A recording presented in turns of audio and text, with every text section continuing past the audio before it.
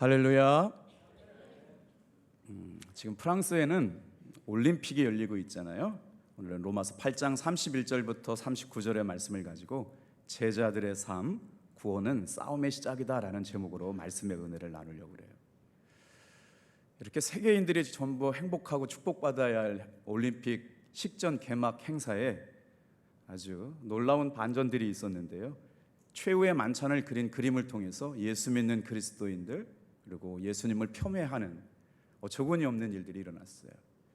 그래서 우리가 예수를 믿고 살아가는 날 동안 끊임없이 영적인 싸움이 우리 가운데 있다라고 하는 걸 오늘도 경험하고 살아가게 되는데요. 여러분 그림 보시죠? 밑에가 예수님의 최후의 만찬을 그린 그림이거든요. 근데 그 그림을 패러디해가지고요, 올림픽을 할 때, 개막 행사할 때 정중앙에 누가 앉았느냐? 예수님이 남자잖아요. 근데 여자가 앉았어요. 굉장히 좀 뚱뚱한데 트랜스젠더라고 하는 거죠. 이것이 뭐냐면 하나님의 창조의 질서를 부정하는 일. 그러니까 요즘 신학 안에서도 퀴어 신학이다, 아주 이상한 이야기들을 논리로 펼쳐지고 있는 일들이 이렇게 스포츠라든가 문화로 우리에게 아주 밀접하게 다녀왔다는 거죠.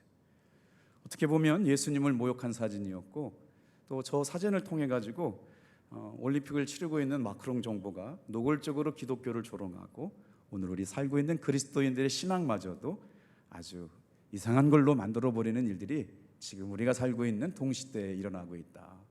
깨어서 기도해야 이 혼란한 때에 흔들리지 않는 믿음의 사람들이 될 줄로 믿습니다.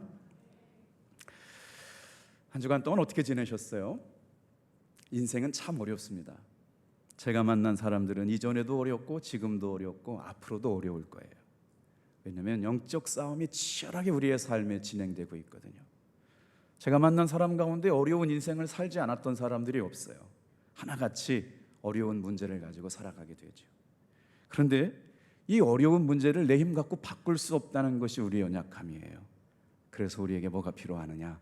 하나님의 은혜가 필요한 줄로 믿습니다. 그래서 주일 예배는 하나님께서 우리에게 베풀어 주신 은혜를 맛보는 시간이죠.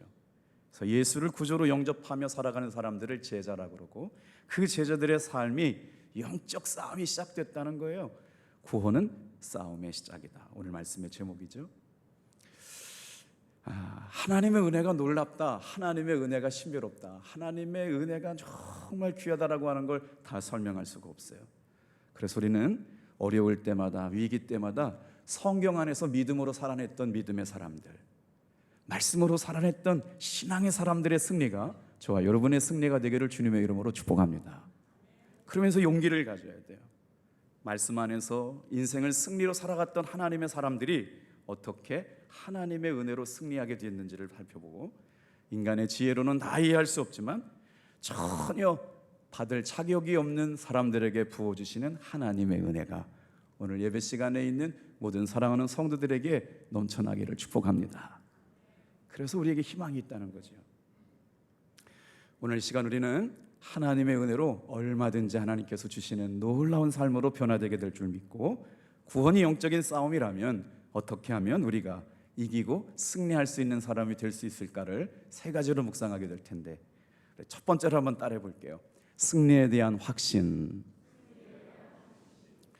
로마서 8장은 성도들에게 위대한 승리의 확신을 선포하거든요. 그래서 로마서 8장이 우리에게 주는 최종적인 믿음의 승리가 얼마나 중요하냐. 종교개혁자 루터는 성경 말씀이 다 귀하지만 로마서 8장이 다이아몬드 같이 성경 말씀 가운데 너무나도 중요하다고 말씀했어요. 이유가 뭘까요? 37절을 같이 한번 읽어보면서 우리 말씀 속으로 들어가 보도록 하겠어요. 37절 시작. 그러나 이 모든 일에 우리를 사랑하시는 이로 말미암아 우리가 넉넉히 이기느니라. 여러분, 이 말씀 가운데 위로가 되지 않으세요? 우리가 넉넉히 이기느니라. 싸움이 있다는 거예요. 치열한 영적 싸움이 있다는 거예요. 그런데 그 예수를 믿음으로 말미암아 구원받은 사람들에게 여전히 싸움이 있다는 거예요. 여러분 성경책을 좀 잘 펼쳐주세요. 그리고 나서 어디로 가느냐? 로마서 7장으로 갈 거예요. 자, 우리가 너무나 잘 알고 있는 말씀이기 때문에 설명을 좀 해볼게요. 사도 바울이 로마서 7장에는 뭐라고 고백하느냐? 내가 예수님을 만났는데도 불구하고 내 안에 여전히 악한 것이 있다는 거예요.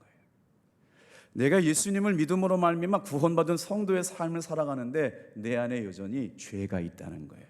그래서 너무 괴롭다는 거예요. 이게 로마서 7장이거든요. 한번 같이 읽어볼게요. 17절 18절 여러분 목소리 읽어볼게요. 시작. 이제는 그것을 행하는 자가 내가 아니요 내 속에 거하는 죄니라. 내 속 곧 내 육신에 선한 것이 거하지 아니하는 줄을 아노니 원함은 있으나 선을 행하는 것이 없노라. 19절 내가 원하는 바 선은 행하지 아니하고 도리어 원하지 아니하는 바 악을 행하는도다. 그래서 어떻대요? 자, 24절 같이 한번 크게 읽어볼게요. 시작. 오라 나는 곤고한 사람이로다. 이 사망의 몸에서 누가 건져내랴. 그래서 25절까지 오셔야 돼요. 우리 큰 목소리로 한번 믿음으로 고백해 볼게요. 시작. 우리 주 예수 그리스도로 말미암아 하나님께 감사하리로다. 그런즉 내 자신이 마음으로는 하나님의 법에 육신으로는 죄의 법을 섬기노라. 여러분 성경 말씀을 이렇게 다 읽었을 때는 잘 몰랐지만 제가 설명을 해드려 볼게요. 예수를 믿고 은혜 가운데 살고 있는데 내 안에 뭐가 있어요? 아직도 악한 것이 남아있다는 거예요. 예수님을 믿고 신앙생활이 시작되었는데 여전히 내 안에 죄가 남아있다는 거예요. 그래서 사도 바울이 나는 곤고한 사람이다. 어떻게 살아가야 될까? 여기까지 들으셨죠? 그런데 말입니다. 8장에 와서는 로마서가 16장이거든요. 그런데 마치 8장의 결론을 말씀하고 있는 것처럼 시작이 어떻게 시작되느냐? 다 같이 한번 1절을 읽어볼게요. 그러므로 시작. 그러므로 이제 그리스도 예수 안에 있는 자에게 결코 정죄함이 없다.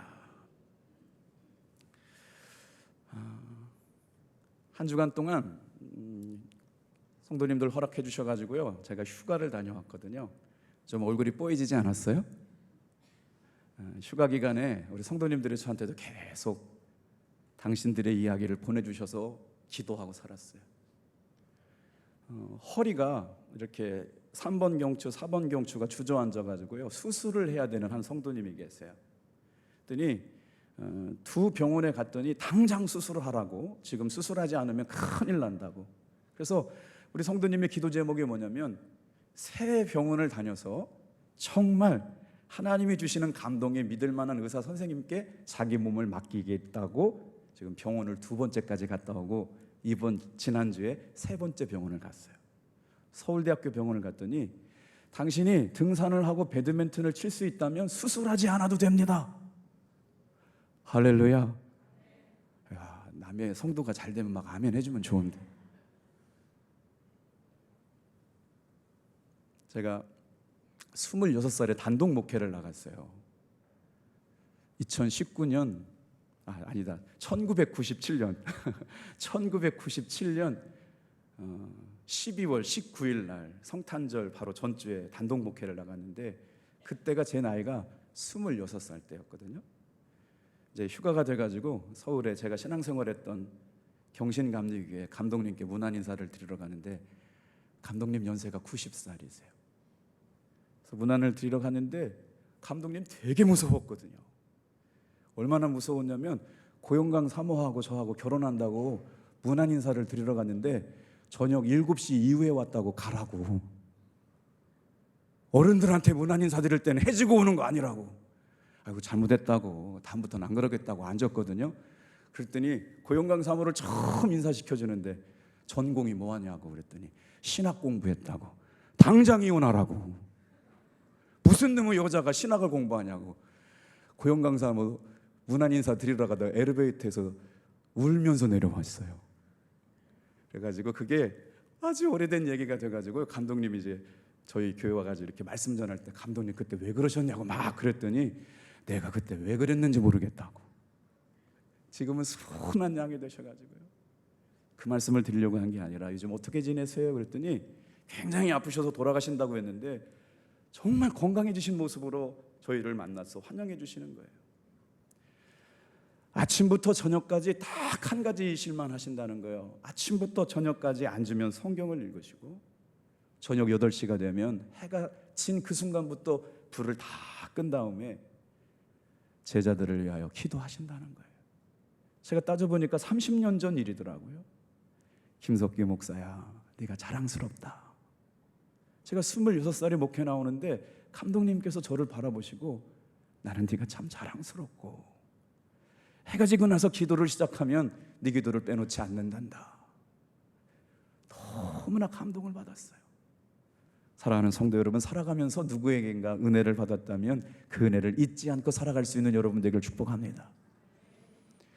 해지고 늦게 찾아가면 오지도 말라고 하시던 분이 제가 간다고 그랬더니 버선발로만 나가지고 와가지고 저를 안아주시는 거예요. 사랑하는 성도 여러분, 세월은 가지만 사랑은 우리 마음속에 나가가 있는 줄로 믿습니다. 그래서 아주 그냥 못한 불효하는 것처럼 이렇게 오랜만에 찾아뵀는데 마음이 뿌듯하고 감격스러운 한 해가 되었어요. 한 주가 되었어요. 오늘 여러분, 우리 마음속에 하나님의 사랑이 경험된다면 이 험한 세상 넉넉히 이기고 살아갈 수 있지 않을까요? 삶의 어떠한 어려움과 고난 가운데도 하나님의 사랑이 경험된다면 오늘 시간 이기고 승리할 수 있는 성도가 될 줄로 믿습니다. 엔돌핀이라고 하는 단어가 여러분 잘 아시죠? 옆에 분한테 한번 인사하겠어요. 같이 인사합니다. 밝은 목소리로 시작. 참 무뚝뚝하게 생기셨습니다. 한번 해보세요. 시작. 참 무뚝뚝하게 생기셨습니다. 진짜 그래, 진짜 그래. 여러분들은 잘 모르시겠지만요, 제가 이제 우리 교회 온 지 7년 됐잖아요. 저도 충청도 사람입니다만 탑동교회 사람들 진짜 무뚝뚝해요. 다 같이 한번 따라하겠습니다. 이기고 승리하는 성도들은 먼저 찾아가서 인사하는 사람들입니다. 여러분, 무뚝뚝하다고 그러니까 밝게 인사해 주시네요. 얼마나 좋아요. 보세요. 우리 몸에 엔돌핀이라고 하는 게 언제 나오느냐, 이 웃을 때 분비되는 호르몬이 엔돌핀이래요. 이 엔돌핀이 나오면요, 암을 치유하고요, 우리 몸에 통증을 없애주는 호르몬이 엔돌핀인데, 오늘 예배 시간에 하나님의 은혜가 임한 사람들에게 어떤 호르몬이 나오느냐, 엔돌핀보다 4000배 강한 호르몬이 있다는 거예요. 들어보셨어요? 다이돌핀. 안 들어보셨네. 엔돌핀보다 4000배가 강한 호르몬이 나오는데 이 호르몬을 뭐라고 그러냐면 기적의 호르몬이라고 그래요. 설교 말씀보다 다이돌핀에 관심이 많으셔서 조금 더 얘기해 볼까요?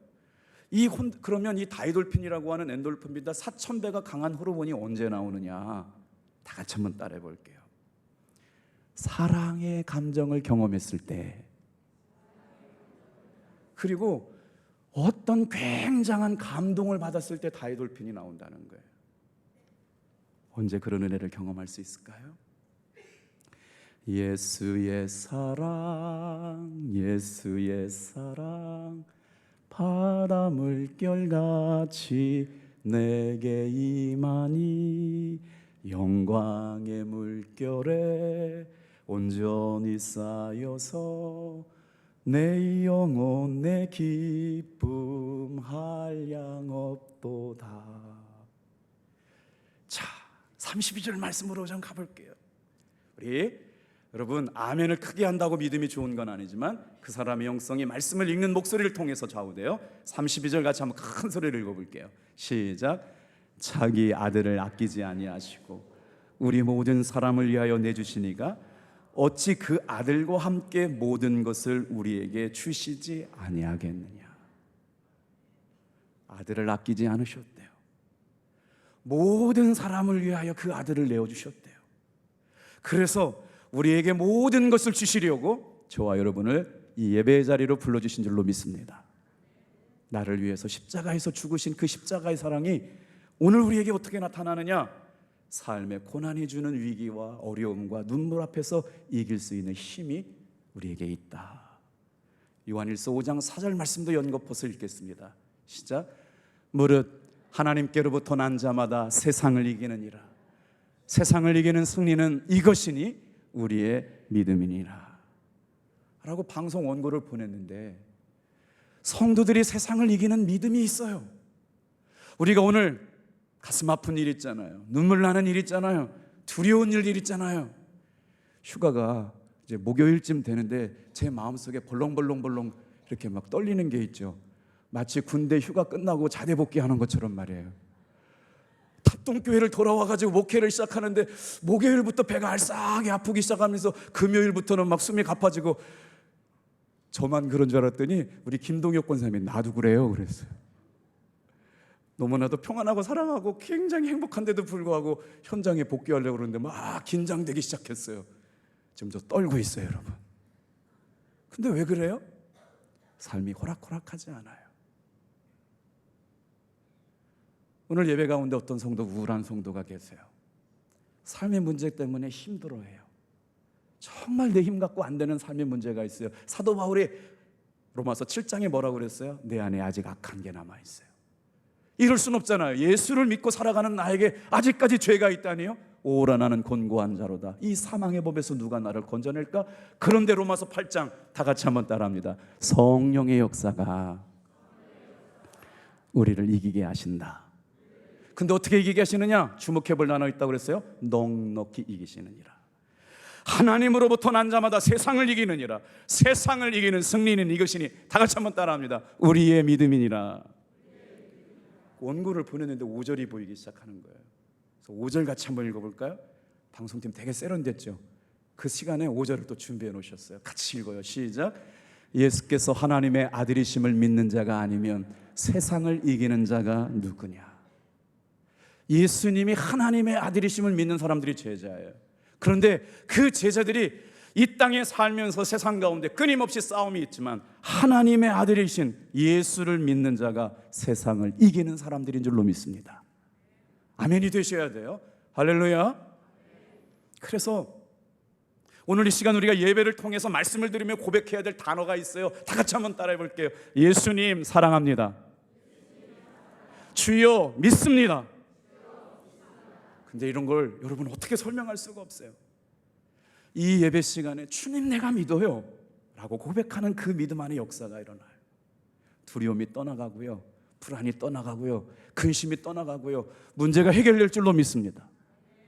가지고 온 삶의 문제가 얼마나 많은지 몰라요. 그런데 예수님 사랑합니다, 예수님 믿습니다 라고 고백할 때마다 저와 여러분의 삶의 문제가 해결되는 일들을 경험하게 되기를 주님의 이름으로 축복합니다. 그래서 주님을 믿는 사람은 맡길 수가 있어요. 넉넉히 이길 수 있도록 저와 여러분들을 이기게 하시려고 여러분 예수 믿게 하시고 그 은혜 가운데 승리를 확신하게 하신 줄로 믿습니다. 이 험한 영적 싸움에서 우리는 어떻게 이기고 승리할 수 있을까요? 두 번째, 예수님 안에 있을 때 이깁니다. 39절 말씀 천천히 한번 읽어볼게요. 39절이요. 시작.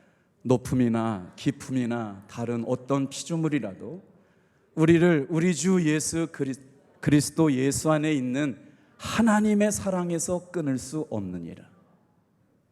저 지금 로마서 8장을 묵상하고 있는데, 말씀을 은혜를 나누고 있는데, 로마서 8장에요 우리에게 말씀하고 싶은, 지금 7장까지 결론이 뭐였어요? 오라 나는 곤고한 자로다. 하나님의 법과 뭐죠?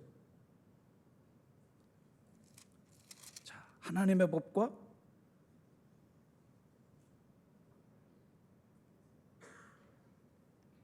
육적 자아가 성령의 법과 세상의 법이 충돌해가지고 싸우고 있어요. 그래서 여전히 나에게 죄가 남아있고 나에게 악한 것이 있어서 곤고하다고 표현했던 사도 바울이 로마서 8장에 와가지고 뭐 하느냐? 다 같이 한번 따라해 볼게요.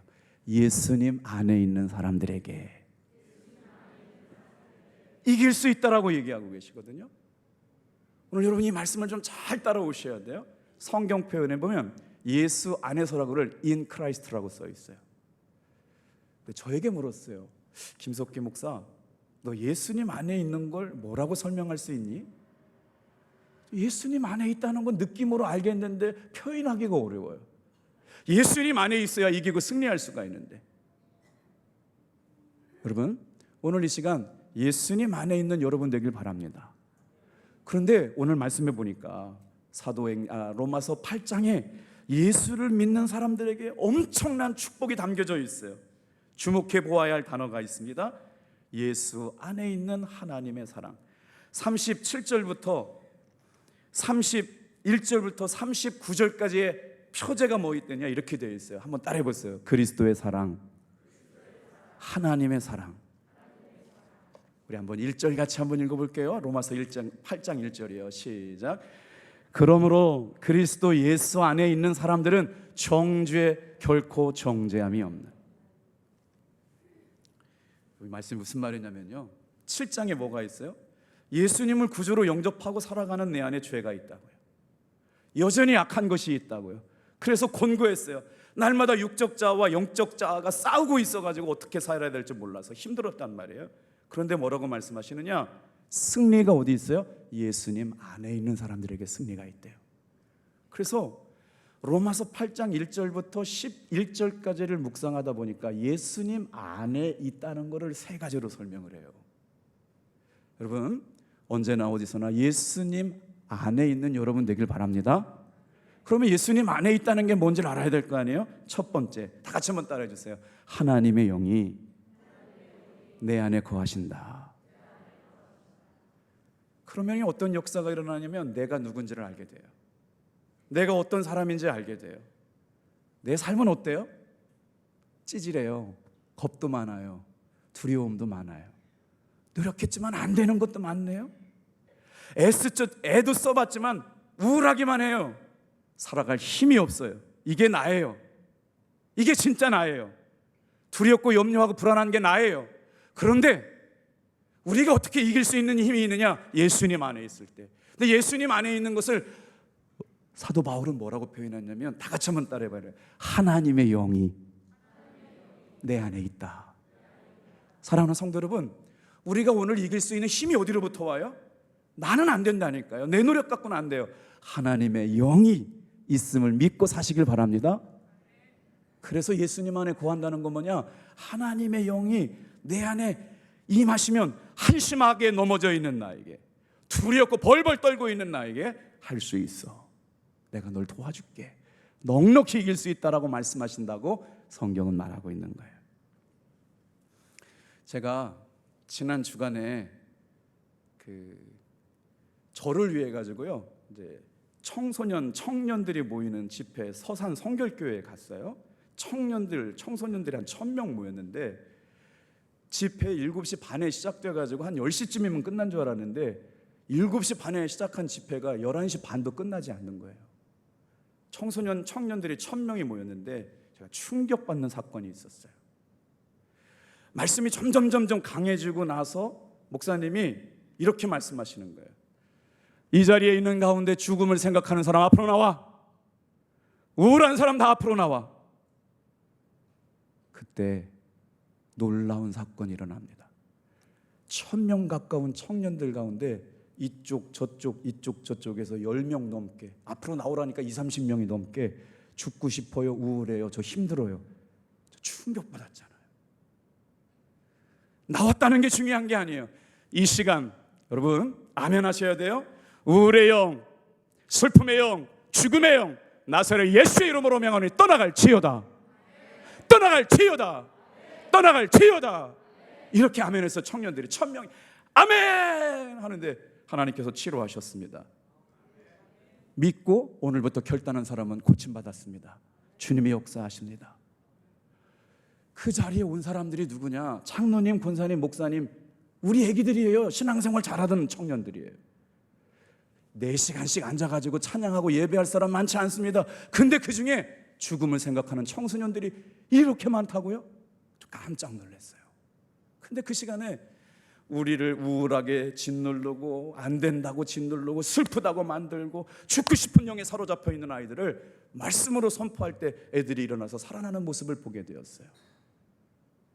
하나님의 영이 임하시면 오늘 이 시간에도 동일하게 역사가 일어날 줄로 믿습니다.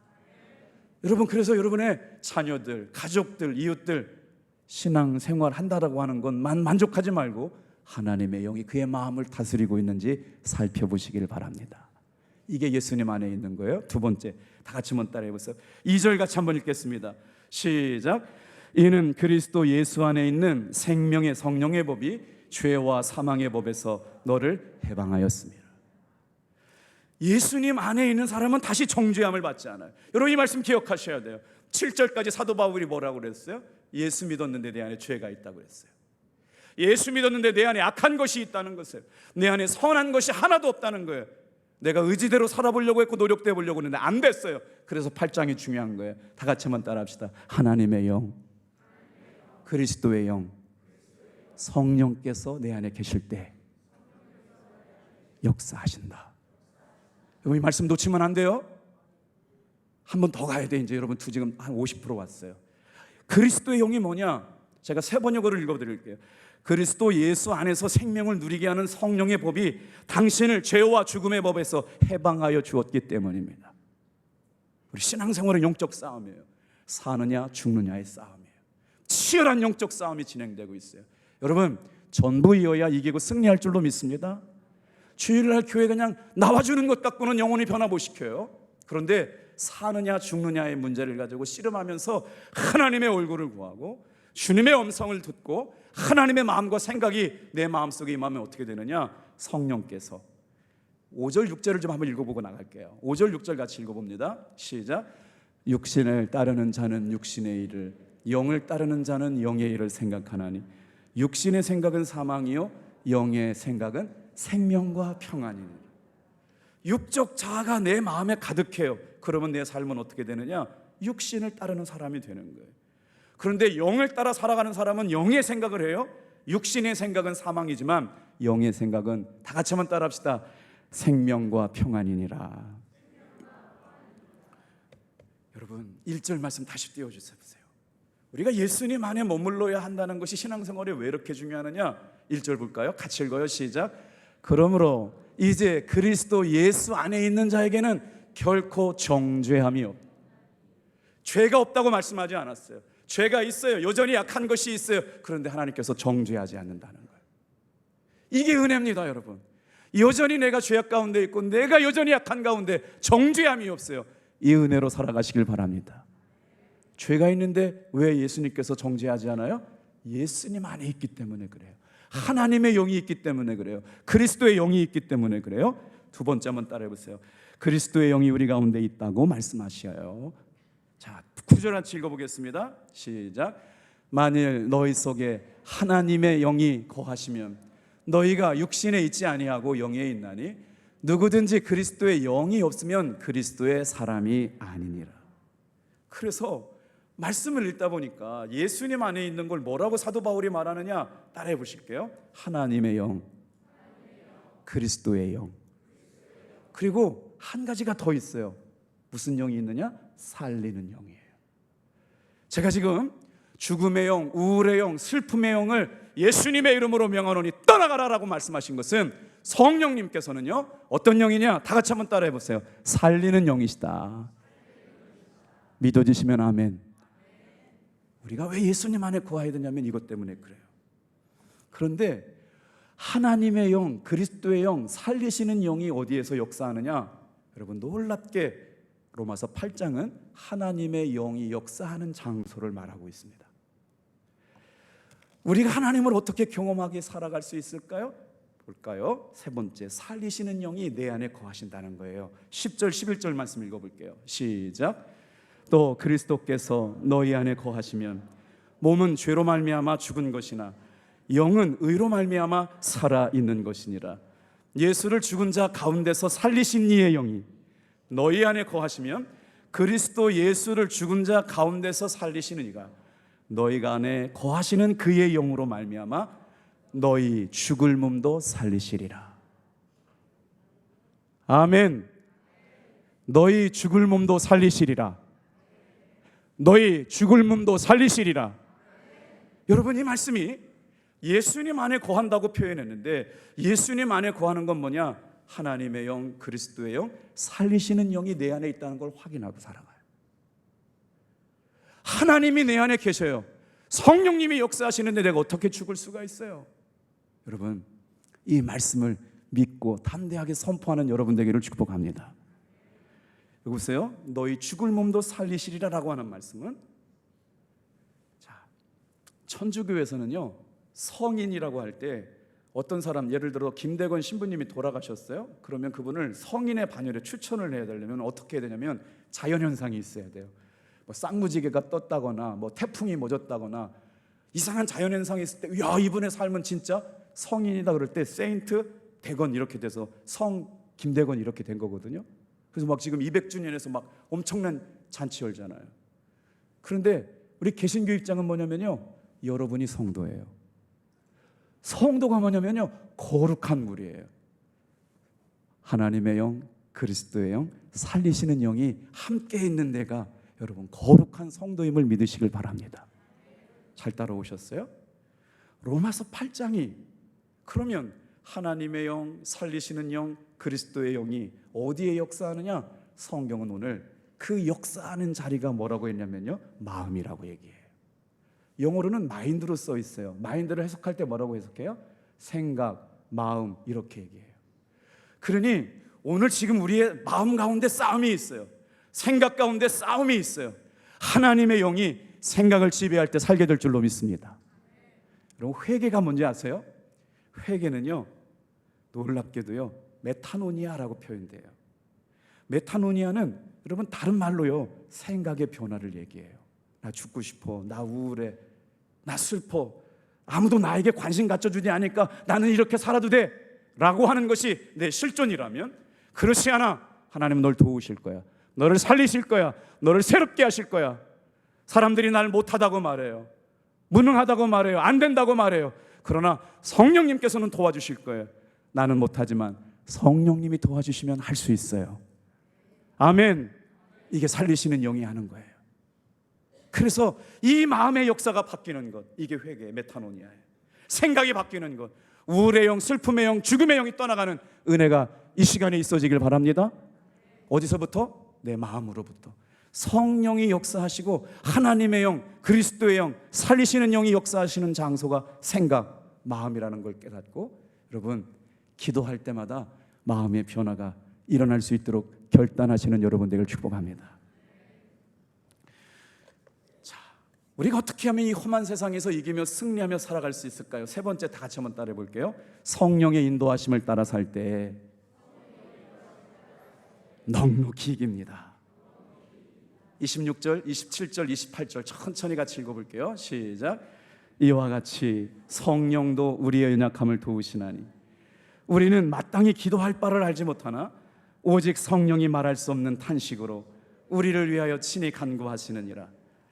마음을 살피시는 이가 성령의 생각을 아시나니 이는 성령이 하나님의 뜻대로 성도를 위하여 간구하시니라.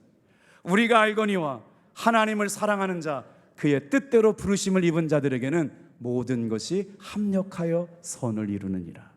27절만 좀 띄워줘 보세요. 하나님의 영이, 그리스도의 영이, 살리시는 영이 어디의 역사예요?